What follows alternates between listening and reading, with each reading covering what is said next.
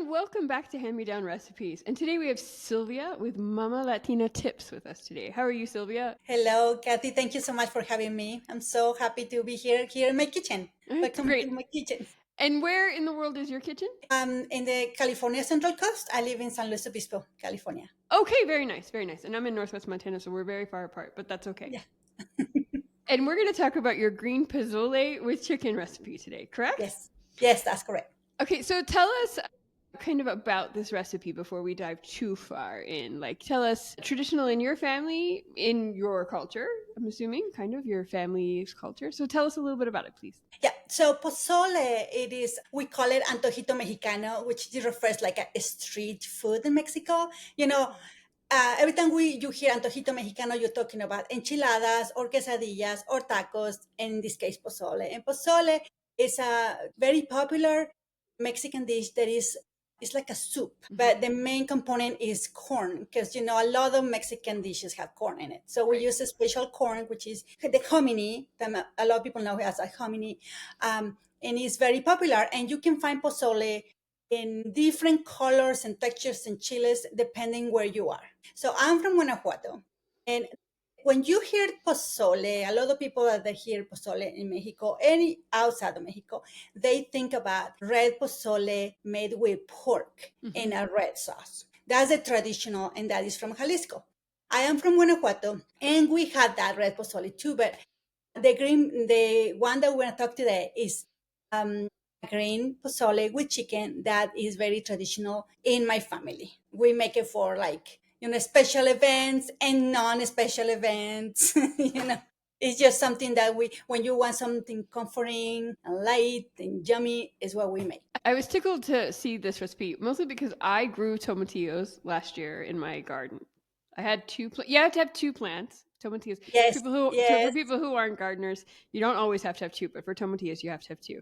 And my goodness, like yes. it's so they are really productive. And yes, I wanted to make some salsa verde, which was and can it because I can, and so that was like my purpose.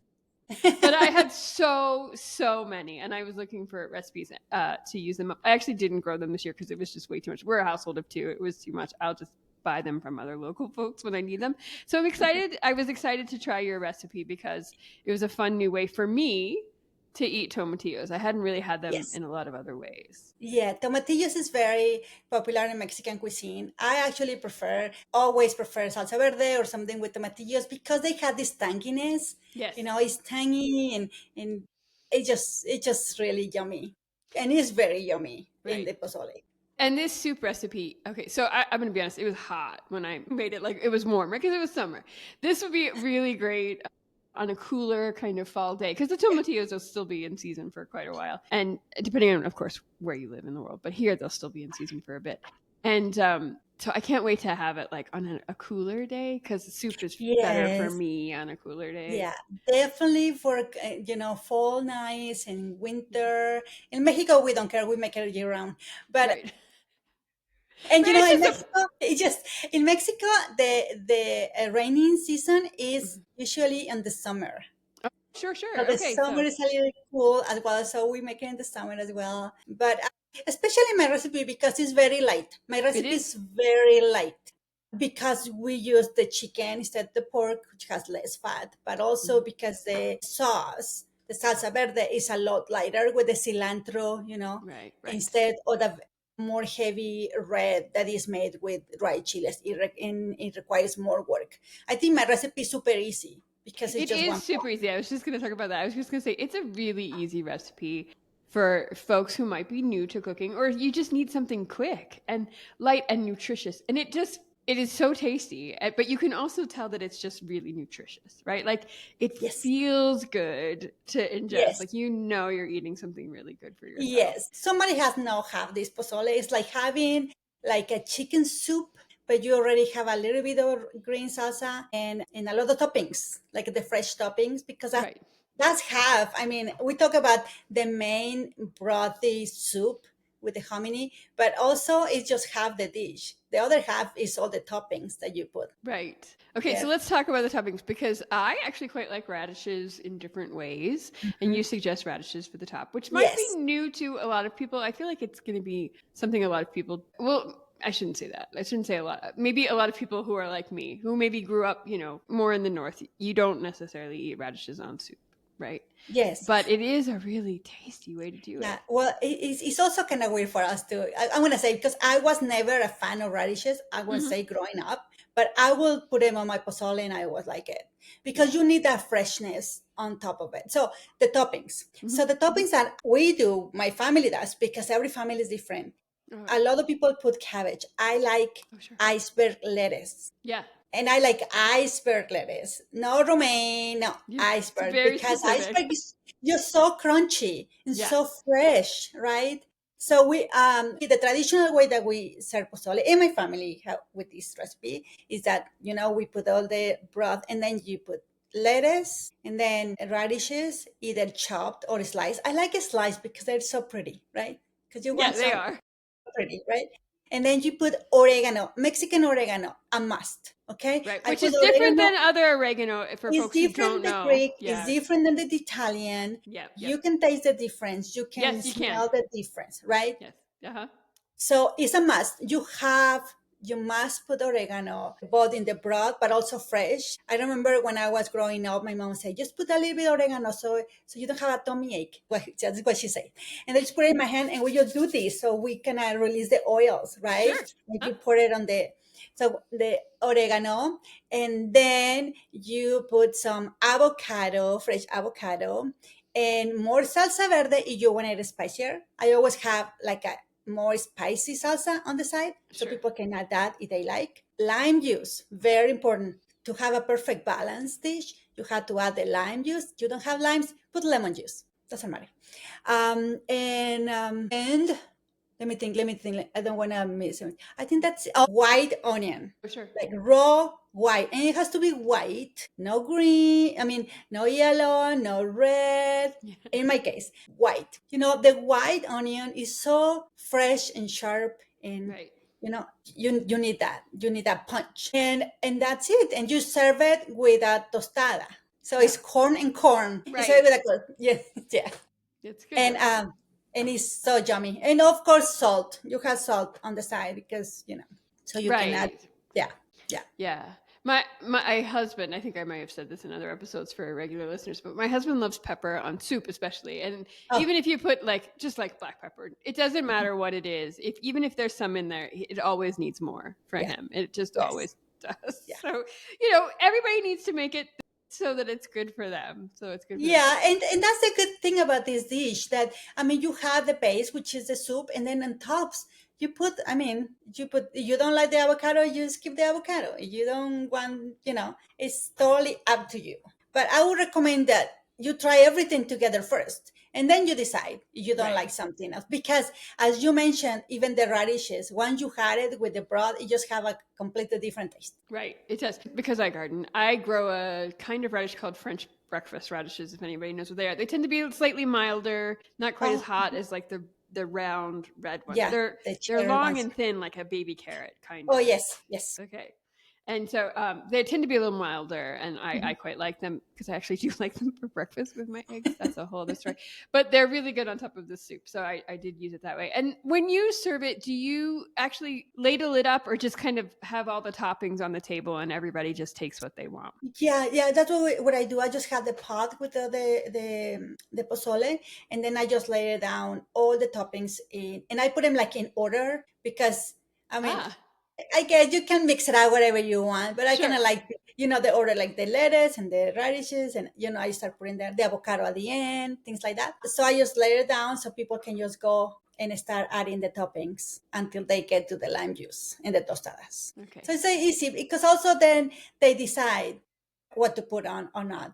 And the other thing is sometimes in some families, they make the pozole, and then they take, my recipe asks to take the chicken out so you can shred it. Yeah. And then you add the salsa and all that. I like to put back the chicken to the soup, so I have just one pot. But Yeah. some families keep the chicken separate, and then you serve the broth with the hominy, Oh, and sure. then they put the chicken on top. So if they want to regulate the amount of chicken, that's Right. another option. I like to have it all mixed up, all Yeah, mixed. I like it. I would like it better that way just because I feel like it'd be easier and less cleanup for me. But, hey, yeah, Yeah, absolutely. I can see why that might work better in some families because some people might want a little more than someone else. So I can see why that would yeah, be very good. That's really great. And you do say you serve it with tostadas, which is always yes. crunchy and yummy. Is there anything else that you serve it with in your family? No, No, just that's it. that kind of a Yeah, light meal. Yeah. yeah, yeah. My family used to make the red pozole all the time, but one time I found my grandma said, I just want to do something lighter. And it's when they switch to the To chicken, this. and then they switch the salsa. Because you can also find red pozole with chicken, right? Hmm. And you can also find green pozole with pork, but we like it with chicken. So it's. But so one time it was so funny because when we make it for like family reunions and all that. And one year I went to visit and I brought my baby, and they had a party for the baby because nobody knew the baby. And they came to meet them and say, let's just do pozole. And my grandma said, let's just make it in the pressure cooker so it's faster, right? Which I don't think is either faster. I mean, it's chicken and salsa verde, so we can make it in the stove. Well, it was so good that they had to make more right there because we ran out, and it was plenty, because most people don't need just one bowl; they just do two or three. And when I make it here in my house in California, I make the whole hominy can. It's pretty big, and we eat it for like 3 days in a row, Right. Right. easily. Right. Yeah. Because I am a household of two, but my husband always says that most soups age well, right? And they do. There's something Yes. about like soup that's really good the next day. The flavors have a Mhm. tendency to marry a little bit. There's just something that happens, generally speaking. So I agree. It's Yeah. very good. And it's very good as like leftovers. So I ended up warming up the leftover and like carrying it with me. I had to go somewhere for a meeting and I just carried it like in a little thermos or, a Uh-huh. bottle Yeah. to keep it warm. And it was perfect. It was so good. And Yeah. I just Yeah. had the toppings kind of on the side so that I could just add it to my thermos. So it was really good. That's what I want to say. You make really two really good points, right? For somebody who had not have sold in the past and they want to make it. Make it one day before you actually gonna serve it. There you go. Yeah. You will thank me for it, right? One day before. Just put them in the fridge and then eat it the next day. And don't put all the toppings. So you have leftovers, just keep the toppings separate because you don't want that lettuce to quill to Yeah, it'll wilt. get wilted. So just keep it separate. Also, another thing is the freezes Oh, absolutely that's good perfect. to know. That's good to Yeah, know. it freezes really well. Just put it in the freezer for up to 6 months, and just put it one day in. I mean, one day before, just put them in the fridge, and it could be perfect to eat. It's Perfect. perfect. These are great tips, y'all. Like, absolutely, I agree with you because I will, if I know I have a busy week coming up, I will honestly make a meal like on a Sunday that I know I'm not going to eat till Monday that'll actually be good for a couple of days so that I just like have dinner ready. It's just quickly heat and go and have everything chopped and everything ready. And it's just so much better. It's so much tastier and better than like being exasperated and having to grab takeout that is expensive and Yes. not usually very good. I mean, it's okay. I'm not sometimes eat takeout, but let's have home cooked as often as possible, right? Yes, and the thing is, I learned that you do a little bit of prep. Just took one day, and it doesn't need to be the whole day. Just a little bit of prep really makes a difference. Because sometimes you're so hungry, you want to eat something fast, and you end up eating things that you don't want to eat. And on my case, I Right. regret it, right? Yeah. So I like to have certain things that I already like. I already chop onion at the beginning of the week. I already chop my iceberg lettuce.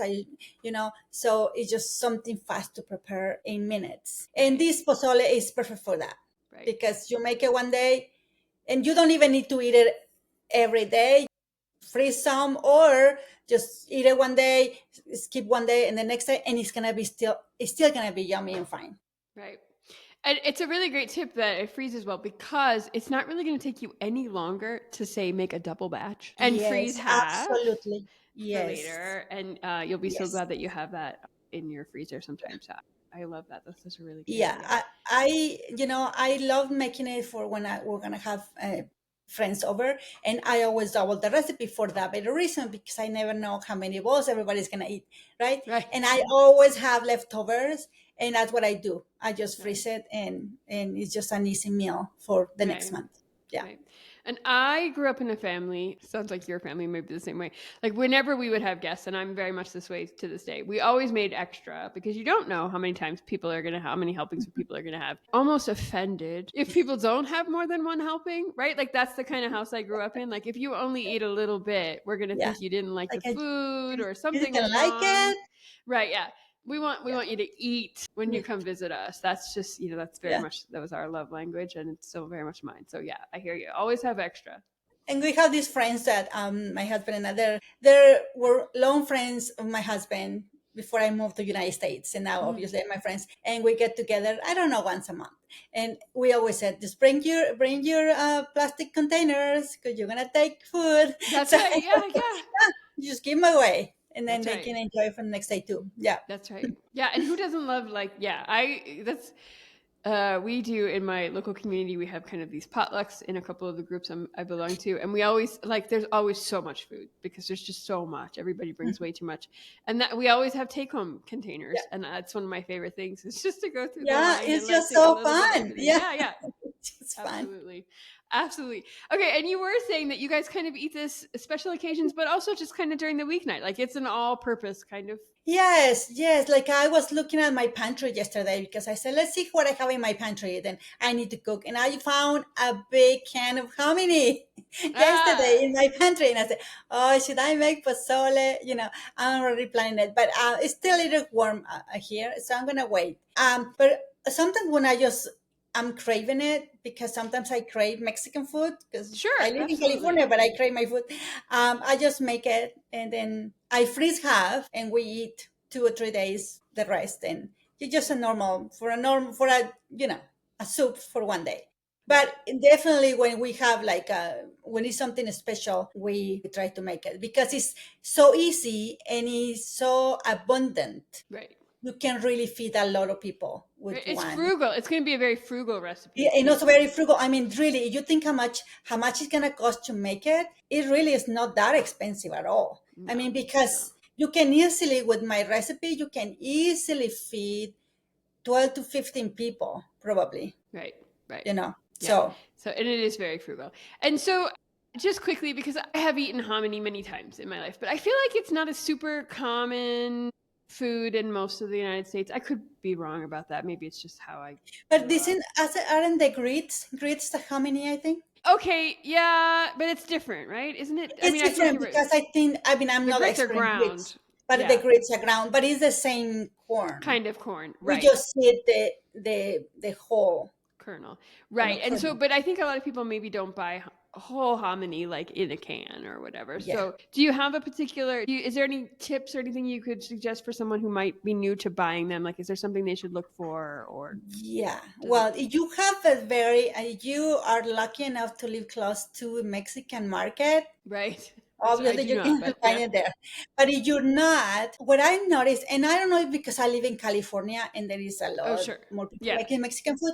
But if you go, I've been to the chains like Ralph's or Albertsons that I don't know what the name is on the East We Coast have or Albertsons here, but probably yeah. on the East Coast they have like Giant Eagle or some other things. But yeah, Yeah, yeah. So I will go. They usually have like a Hispanic section, hmm and if you go there, usually the bottom because they're big cans. Well, you can find like a big cans and also like the smaller. And just look in the bottom. Just look down because because they're so heavy, they usually put it down, right? You don't want to right. hear because you can. So look in the bottom and it says hominy, or in español, it say maíz, which is corn, pozolero, which is pozole corn, right? Maíz pozolero. And it comes in white and yellow. And just choose the one you want. I always like to see, there is several brands. I like to read the ingredients. And I would choose the one that it says is just the corn and salt and water. They Okay. have nothing else, right? And there's some that are like that. What I would recommend is that with a lot of things from a can, well, in this case, this maize, this corn, you need to rinse it. to take, the flavor of the can out, right? To Right, say, right. so, just take it out, like the flavor. Also, in some markets, you can find it in a bag. Oh, yeah, I don't have that here, but I can imagine. Yeah, you can find it in the bag, in the freezer or in the fridge, and this comes in, like, you can see it, you can see the corn, right? Right, But the most popular is on the can, right, and I seen it in several different markets. So that's what I would suggest you to do. Online, you might be able to get it online. If you definitely live in a place where you don't have a market, or where you look and you didn't find it, just go online, because you might be able to buy it online. It's going to be a little more expensive because it's heavy, and it's going to be right. I always say I live in a really small town, and I'm able to find it. I live in a okay. town There of you like go. 5,000. I'm able to. My choices are very limited, Yeah. Well, but I am able to find it. Yeah. the other limitation is also the tomatillo.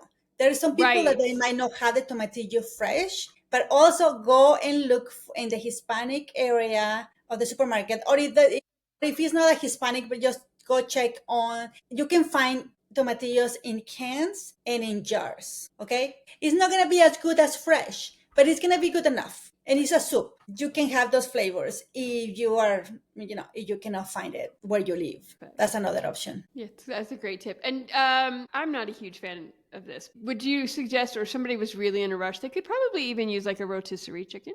Yes, Yeah. absolutely. Okay, so this is the thing. This is the only thing. A lot of the flavor in the pozole comes from the bones. So if you ask me, I would say just follow the recipe as is with with the whole chicken, because Right. really those bones are really the ones that give that depth of flavor. Yeah. However, if you don't want to do that, you want to do something fast, you want something flavorful, and just get a rotisserie chicken. Yes, just put the bones in there, just Right. cook it there. And or also you can use, because my recipe calls from water, because you put the bones in there. But if Right. you're gonna use a rotisserie chicken, just put the bones, and instead of water, you mix half water but half maybe chicken broth From broth. or Right. chicken stock Yeah. from a can, or from just put that in, and they're gonna be a little bit more flavor, and the chicken is already cooked. Now, if you don't want to put the bones in there, and you just want to shred the chicken, do that. But then, instead of use water to cook the salsa with the hominy, use chicken broth or chicken stock, There you go. These are great right? tips. Yeah. And then you just shred it, Right. the rotisserie chicken. I like to use the whole chicken, because you have the mix of breast and dark meat, All right. Right. right? But also I seen some people making the recipe with just chicken, with just the breast, which I think is a little less flavorful, and also I agree. the breast can get a little bit dry. So you need that combination of the two meats, white and dark. Right. Because the dark is going to have more fat. Right. Yeah, Absolutely. I mean, it's not that much. Whoever's like really stressed out about like fat yeah, level, it's yeah. not But that but much.